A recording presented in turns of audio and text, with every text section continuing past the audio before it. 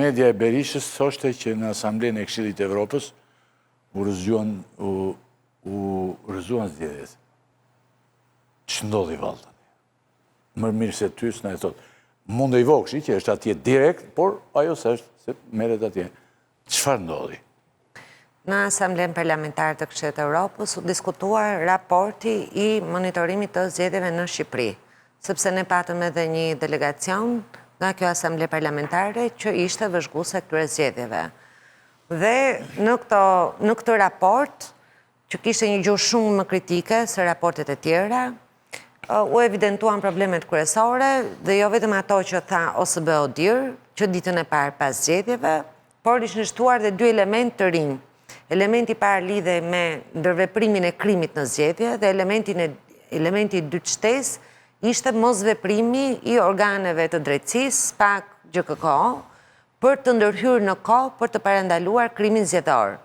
Ndërsa elementet e përhershëm që u bë zakon tani kemi në çdo raport, ka të bëjnë me partinë shtet, pra kontekstin në cilin zhvillohen këto zgjedhje është gjendja e një shteti që është e vështirë ta dallosh ku fillon partia dhe ku mbaron shteti. Kjo do të thotë që i gjithë arsenali që është sot në dorën e shtetit dhe të partisë njëkohësisht, që janë burimet, që janë mjetet, që janë presioni, joshja dhe çdo lloj forme tjetër që ka në dorë sot shteti dhe Partia Socialiste, janë përdorur për të tjetërsuar vullnetin e votuesve shqiptar.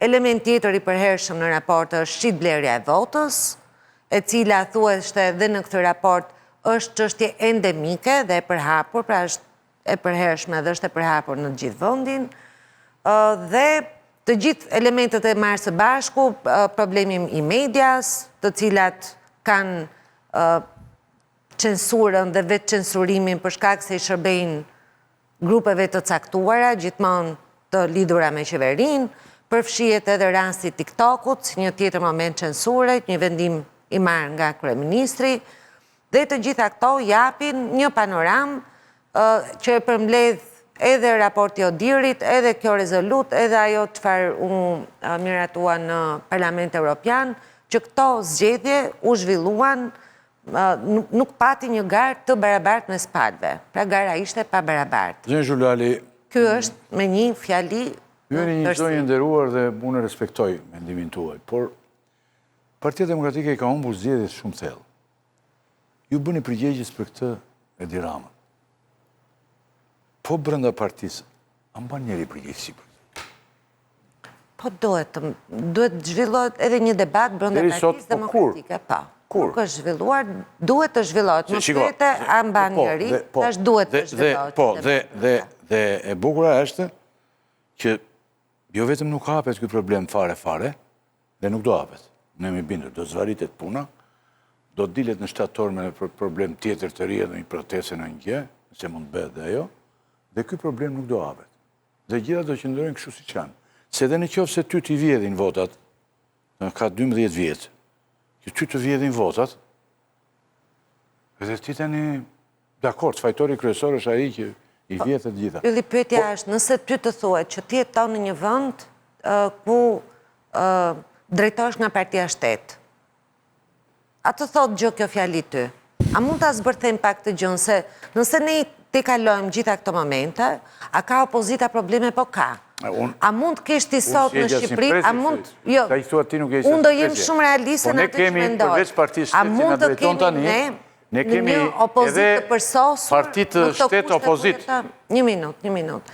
A mund të kemi ne... Kjo është pyetja që të bëj unë ty, nuk të bëj pyetje... A mund të kemi ne një opozitë të përsosur, përveç partisë shtet që është në pushtet tani, një organizuar. Nuk do kjo parti është në pushtet, partia shtet.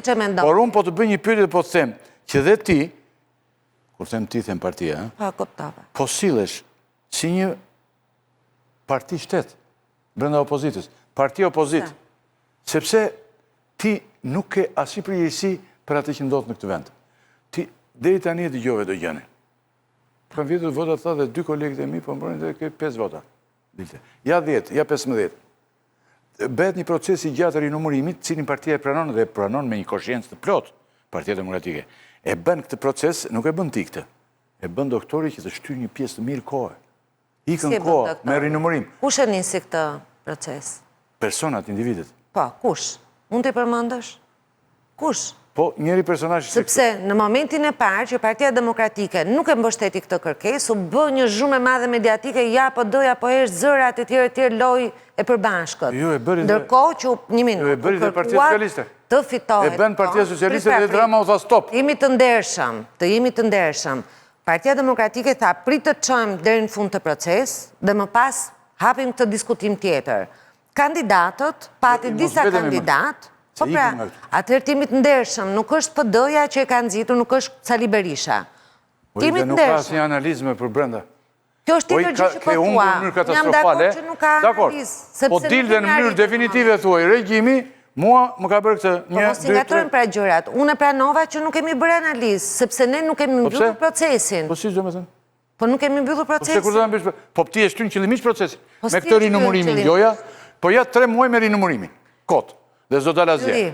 Nja 3 muaj kush e di që ato një gjë tjetër, edhe s'ka më diskutim. Një minut, apo rrim neve pa bërë asgjë, ne po shikojmë të gjitha filmimet që kemi në dorë, kemi nxjerrë me video ato shkelje që kemi kapur, i kemi quar në të gjitha organet si që i parashikon ligje sepse janë hapa që duhen e zauruar. Kemi informuar ose bëllë dirën se është partneri kryesor që do t'japi në fund fare vlerësimin përfunditar të zgjedhjeve. Kemi siguruar që në Shqipëri të vi, në shtator do të vi një mision faktmbledhës i EPP-s për zgjedhjet, në janar do të vi një tjetër mision faktmbledhës për zgjedhjet, Shiri Europës, po pse do të vinë këta?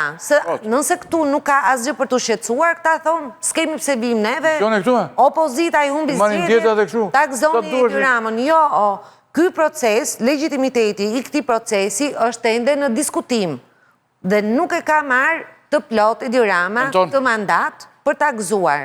Dhe përsa ko është ende në pikpyetje legitimiteti këtyre zgjedhjeve, opozita duhet bëjë çdo përpjekje që të shkojë në kërkesën e vet për ripërsëritjen e zgjedhjeve, por në kushtet e një qeverie kujdestare, e cila të sigurojë të krijojnë kushtet që në Shqipëri të zhvillojnë zgjedhje të lira dhe të ndershme, si në Maqedoninë e Veriut.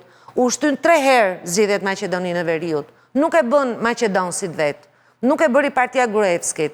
Partia Gruevskit, nëse e mban mend Ylli, e sfidon të opozitën, ti e mban mend, ju gjithë e mbani mend, e sfidon të opozitën gjithkohës, hajde shkojmë zgjedhje, thoshte. Pse? Sepse sa herë shkonte në zgjedhje, do e fitonte Gruevski zgjedhjet. Atëherë ndërhyri Bashkimi Evropian, bashkë me Amerikën, dhe thamë prit, përpara se të bën zgjedhjet e tjera, këtu duhet bëhet një qeveri teknike. Dhe u bë qeveria teknike, mirë po kaloi afati 3 mujor para prak. Dhe çfarë tha BE-ja dhe Amerika Bashkë, nuk ka rëndësi data e zgjedhjeve, rëndësi kanë kushtet.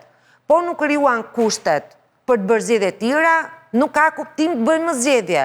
Dhe u shty 3 herë data, derisa u krijua ajo kushtet e garës barabartë që kërkon edhe raporti për Shqipërinë, që të kenë zgjedhjet kuptim, dhe pastaj aty realisht forcat masin forcën e vet, forcat politike. Këtë kërkojmë ne, dhe ne mendojmë që të paktën e kemi futur këtë proces në një hulli që nuk kemi arritur ta krijojmë deri përpara këtyre zgjedhjeve.